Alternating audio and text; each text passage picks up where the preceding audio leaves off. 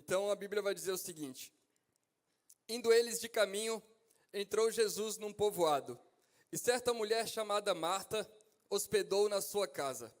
Tinha ela uma irmã chamada Maria, e esta quedava-se assentada aos pés do Senhor, a ouvir-lhe os ensinamentos.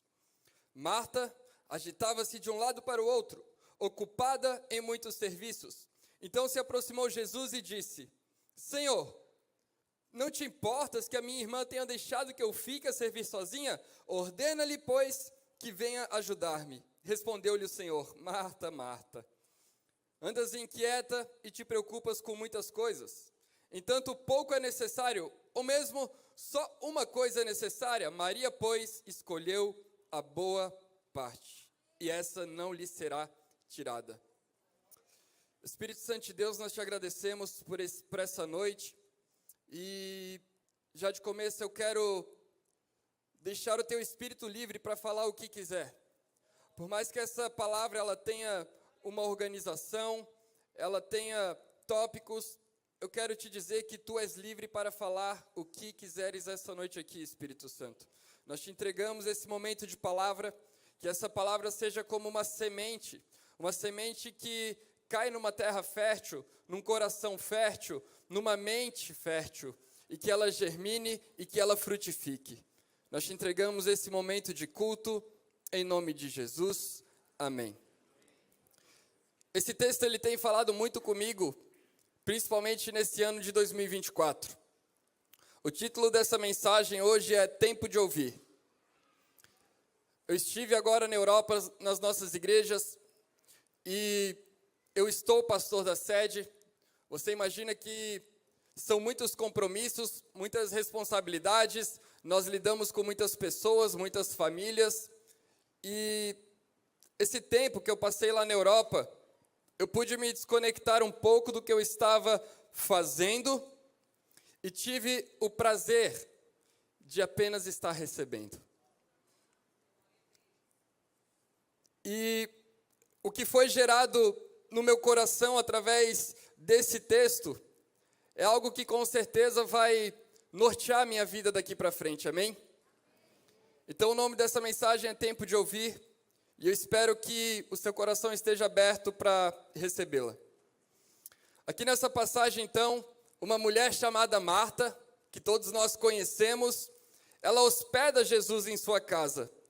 E ela, como uma boa anfitriã, ela começa a preparar as coisas, porque ela queria servir o mestre da melhor maneira. Mas enquanto isso, a irmã de Marta, que se chamava Maria, ela se assenta aos pés de Jesus. Isso começa a incomodar Marta, porque num determinado momento ela começa a ficar sobrecarregada com seu serviço, a ponto de reclamar com Jesus. Ela diz: não te importa que a minha irmã me deixe só?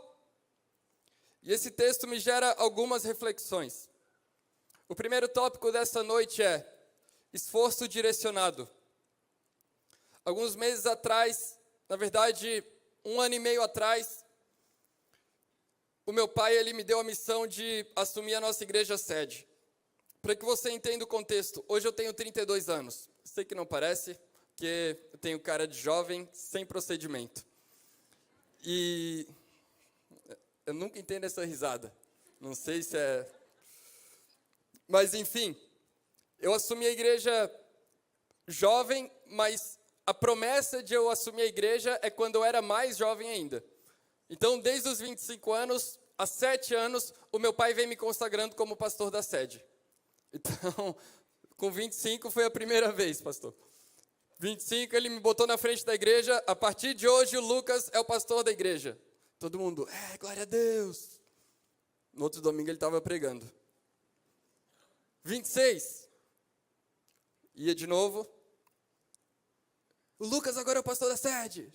Todo mundo, No outro domingo ele estava pregando. E eu nunca de fato assumia. Aí foi assim no 27, no 28, no 29, nos 30, 31. Aí quando chegou com 31 anos, de uma semana para outra, ele falou só para mim: a partir do domingo que vem é contigo. E ele nunca mais nem botou o pé lá dentro.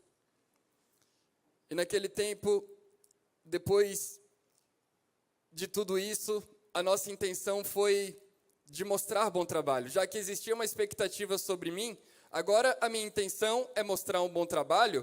Então nós sabemos que nós tínhamos um padrão, e na intenção de mostrar muito serviço, na intenção de mostrar que a gente tinha capacidade de fazer a igreja virar, de fazer a igreja acontecer, a gente acelerou.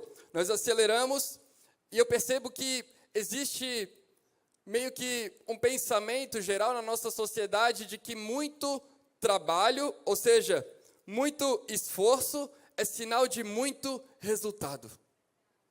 Só que nem sempre. Às vezes o muito esforço, ele só traz sobrecarga para os nossos ombros.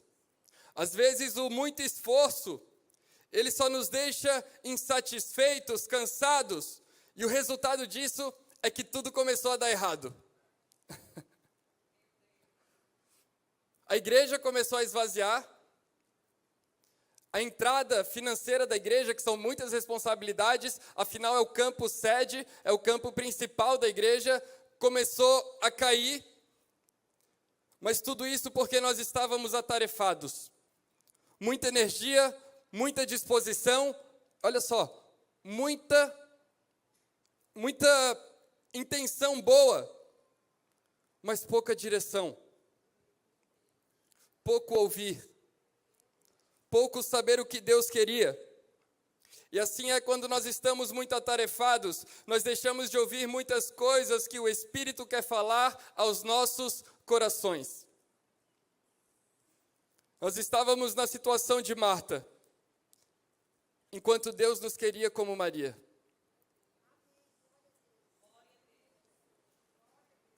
Veja que não existe maldade de fazer. Mas existe o erro. Não existia maldade em nossos corações. E nós não entendíamos, Deus, se a gente está fazendo tanto, por que não dá certo? Aí a gente entendeu, muito esforço, pouca direção. A gente corria rápido, mas corria para o lugar errado. A gente tinha força, mas a gente estava subindo a montanha errada. E esse é um problema que nós temos em nossas vidas. Fazer antes de ouvir é não escolher a melhor parte, é esforço sem direção. O Espírito de Deus me trouxe essa noite aqui, eu creio muito nisso, para dizer para alguns que é tempo de ouvir mais antes de fazer mais. É tempo de se ocupar menos. Talvez você tenha propostas que te levarão a altos lugares e você considera que isso vai dar o boom na sua vida, no seu ministério, na sua vida profissional, mas eu quero te dizer algo em nome de Jesus. Ouça antes de se esforçar. Ouça o que Deus tem para você. Veja se é da vontade de Deus que você dê esse passo. Veja se é da vontade de Deus que você assine esse contrato. Veja se é da vontade de Deus que você faça, que você se esforce, porque só assim nós chegaremos no lugar onde Deus quer que a gente chegue. Meu pai me diz uma frase desde pequeno, pastor. Ele me diz o seguinte: Lucas, sabe por que a palavra viva, ela cresceu? Porque Deus nos sustenta. A gente tem planejamento, é claro que a gente tem que ter planejamento. Mas a maioria das coisas que acontecem na nossa igreja é de uma forma de improviso, as coisas vão acontecendo e quando a gente vê, Deus já fez.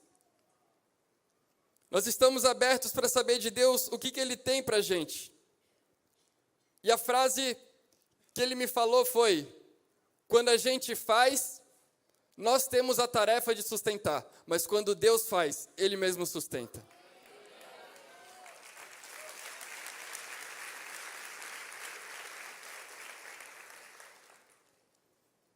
Deus me mandou aqui para te falar uma coisa. Não se ocupe demais a ponto de não conseguir ouvir o que Deus está te falando. Talvez Deus me tirou lá de Florianópolis para que você ouça o que Ele tem para você, amém? O segundo tópico é sobre um coração que ouve. E lá em 1 Reis, lá em 1 Reis 3, nós vamos ver um episódio de quando Salomão, ele recebe sabedoria. E aqui nesse capítulo ele sobe para Gibeão, no monte mais alto que existia, e ele faz um sacrifício de 1000 holocaustos. Ele oferece 1000 holocaustos. Então ele se deita, ele dorme, e Deus aparece para ele em sonho. E quando Deus aparece para ele nesse sonho, Deus diz: pede-me o que quiseres, que eu te darei. Então veja bem o contexto disso. Salomão aqui era um menino em conflito. O seu pai já estava morto, e ele tinha assumido todo o reinado. Aí o que começa a acontecer? Ele começa a entrar em conflito, ele começa a dizer: será que eu tenho mesmo a capacidade de estar no lugar do meu pai? Será que eu tenho mesmo a capacidade de herdar todo esse reino? E nesse contexto de incapacidade, o que ele faz? Ele oferece 1000 holocaustos. Deus aparece em sonho e diz: pode me pedir o que quiseres. Aqui ele podia pedir a morte dos seus inimigos. Aqui ele podia pedir ouro infinito, ele podia pedir o que ele quisesse. E a resposta está aqui em 1 Reis 3, 7 até o 10, que vai dizer: agora, pois, ó Senhor meu Deus, tu fizeste reinar o teu servo em lugar de Davi, o meu pai. Não passo de uma criança, não sei como conduzir-me. Teu servo está no meio do teu povo, que elegeste, povo tão grande, tão numeroso que não se pode contar. Dá, pois, ao teu servo um coração compreensivo, para julgar o teu povo, para que prudentemente discerne entre o bem e o mal, pois quem poderia julgar a este grande povo? Estas palavras agradaram ao Senhor, por haver Salomão ter pedido tal coisa. A palavra aqui, quando ele diz um coração compreensivo, a palavra compreensivo no original é chamar. E a principal tradução dessa palavra é ouvir de forma inteligente. Em outras palavras, Salomão pede para Deus um coração que ouve de forma inteligente.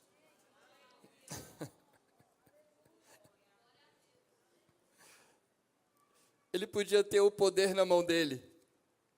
Ele podia ter o poder na mão dele. Mas ele deixa o poder nas mãos de Deus.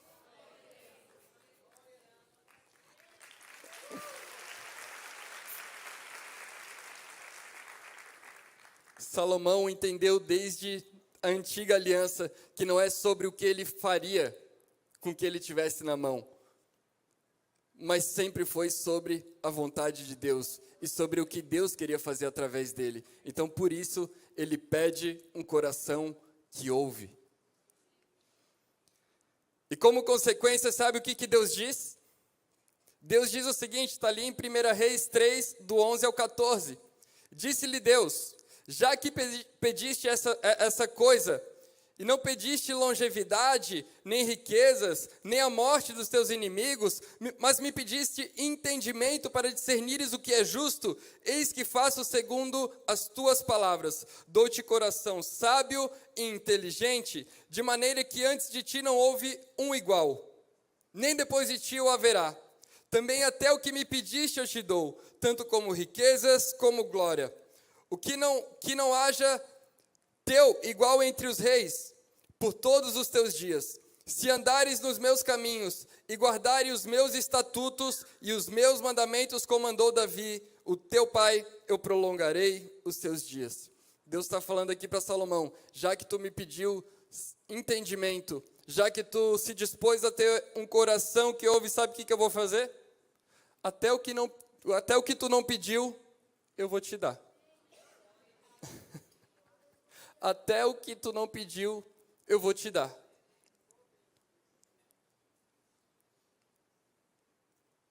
Quando nós temos um coração que ouve a voz do Espírito Santo de Deus, nós recebemos até o que nós não pedimos. Sabe o que é isso? Graça sobre graça.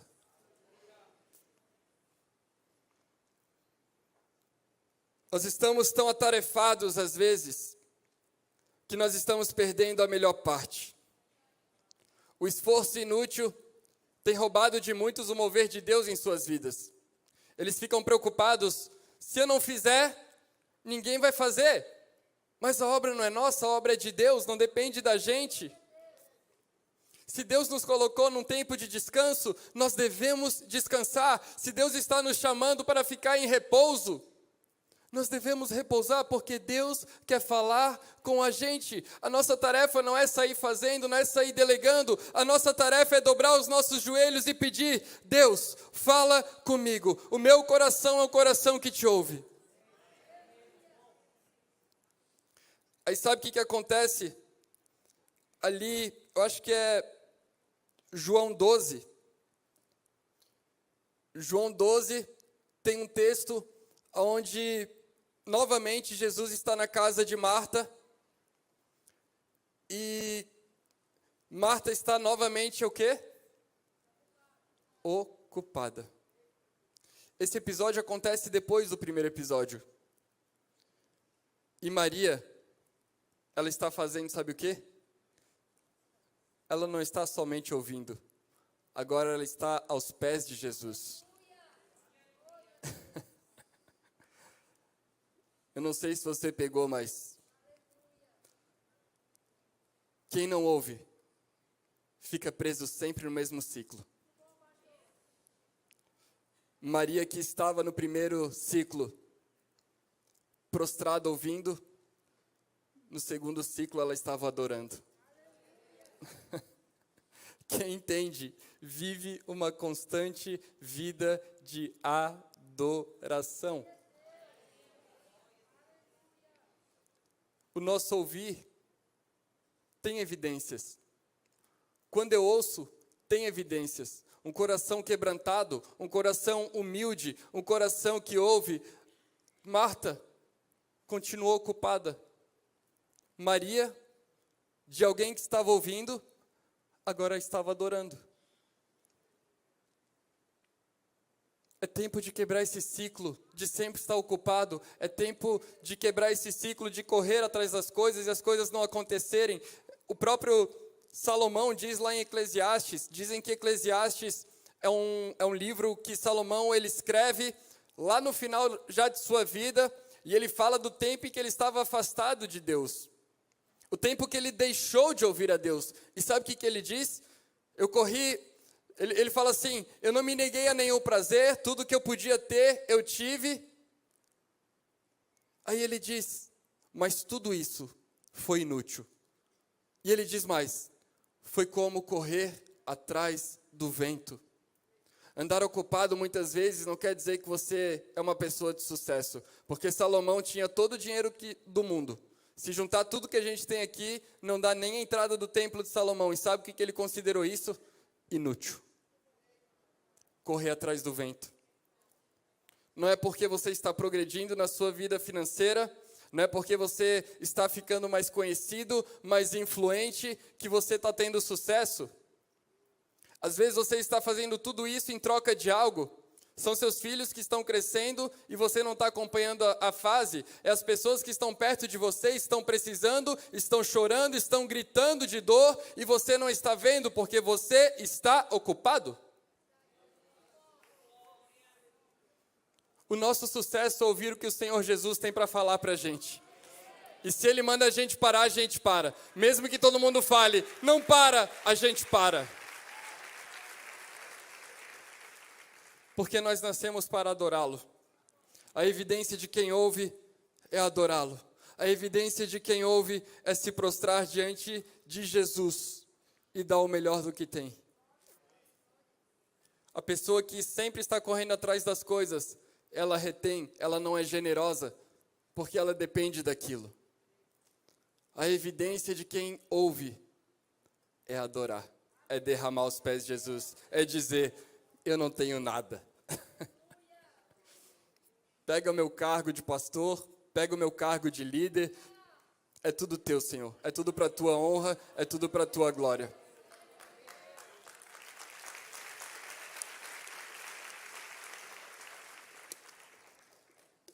Eu não consigo ter a concepção de que Deus nos abençoa, que Deus nos coloca em lugares altos para nossa própria honra e glória. Talvez você não esteja envolvido com o ministério, talvez a sua função é outra, talvez Deus te levantou como um grande empresário na cidade, mas entenda, tudo é para a honra e glória do Senhor.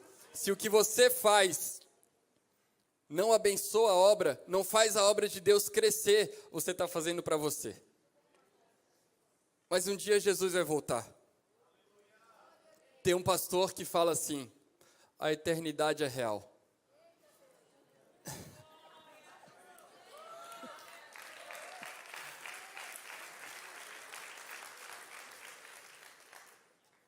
E todas essas coisas vão ficar. Tudo isso vai ficar. Mas as pessoas que nós evangelizamos, o reino de Deus, talvez, às vezes você evangeliza sem abrir a sua boca. Às vezes você evangeliza só sendo generoso. Talvez Deus te levantou para isso. Mas pare de correr por você e comece a correr pelo reino de Deus. Evidência de um adorador é derramar aos pés de Jesus. Entenda que existe boa intenção no coração de Marta.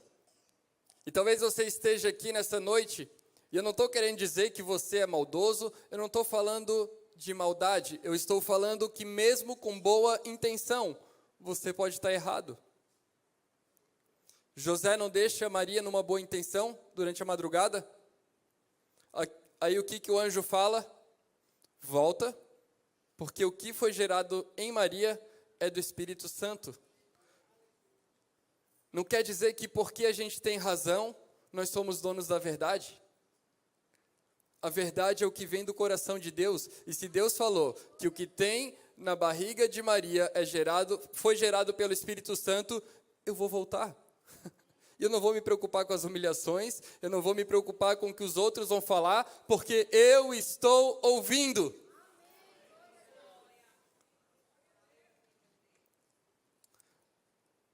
Mas como eu vou ouvir? Em Salmo 119, 105, a Bíblia diz: lâmpada para os meus pés é a tua palavra e luz para o meu caminho. Entenda algo em nome de Jesus: a palavra de Deus é resposta para as nossas vidas. Em tempo de escuridão, eu preciso ser guiado pela palavra.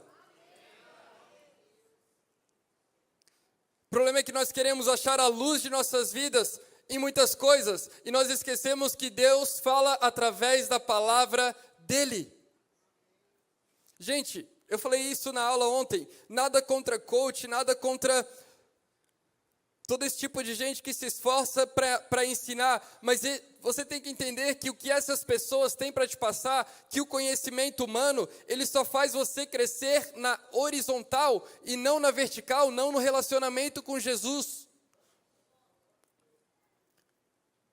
Paulo fala que nada se aproveita o exercício físico. Existe um autor que vai dizer que o exercício físico ele melhora a sua performance, mas ele não acrescenta um dia de vida. O fato de você se exercitar não significa que você vai viver um dia a mais na sua vida. Você não vai deixar de se exercitar porque você quer melhorar a sua performance. Mas se você quer vida, Bíblia. Se você quer vida, palavra de Deus. Se você quer vida, ouça o que o Espírito Santo de Deus tem para falar para você nessa noite.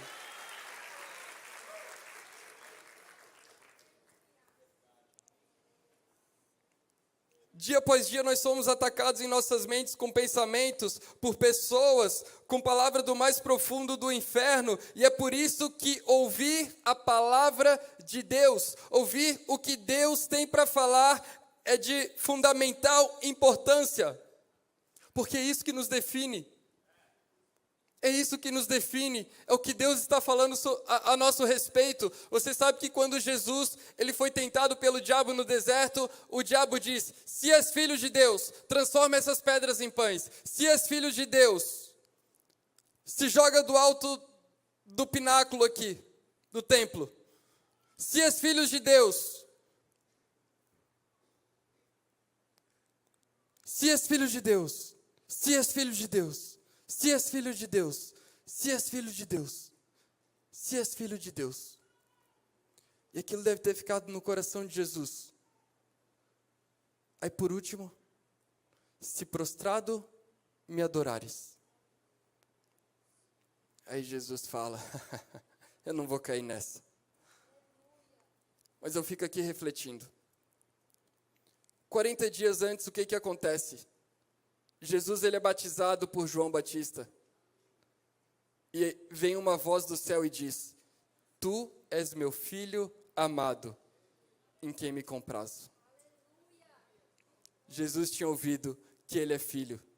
Então, as propostas do diabo, elas caíam por terra porque ele sabia que ele era filho.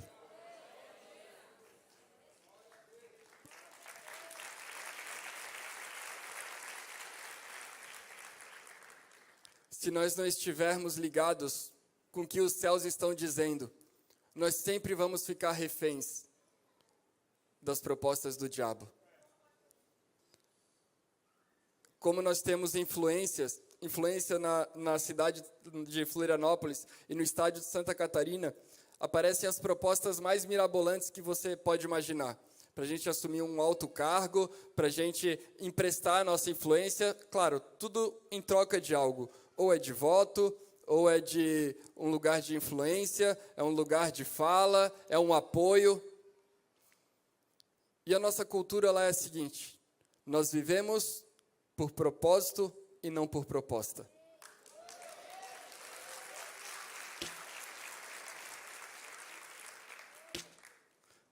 É tempo da igreja do Senhor se atarefar menos e ouvir mais. O Espírito tem algo para te dizer nessa noite, amém? É tempo da igreja se voltar para a palavra de Deus e deixar de lado as coisas que o vento pode levar. É tempo de buscar a face do Senhor e construir as nossas vidas através de um direcionamento do Espírito Santo. Nós não podemos agir mais como Marta, nós não podemos ser Martas, nós não podemos mais agir pela boa intenção, nós precisamos ser como Maria e ouvir de forma inteligente, para que o nosso esforço seja direcionado, para que lá na frente, numa outra oportunidade, a gente possa adorar ao Senhor, a gente tenha a convicção de entregar aos pés do Senhor tudo que está sobre nós.